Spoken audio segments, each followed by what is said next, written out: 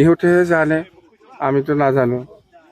আপোনালোকৰ NDA হিচাপে যদিও প্ৰাৰ্থী বিশ্বজিৎ দৈমাৰী আপোনালোকৰ একাংশ নেতাকৰ্মী মানে এতিয়া আপুনি 100% যেহেতু কেণ্ডিডেট ডিক্লেয়াৰ হোৱা নাই, কোনে ক'ব পাৰে যে বিশ্বজিৎ দৈমাৰী হ'ব বুলি?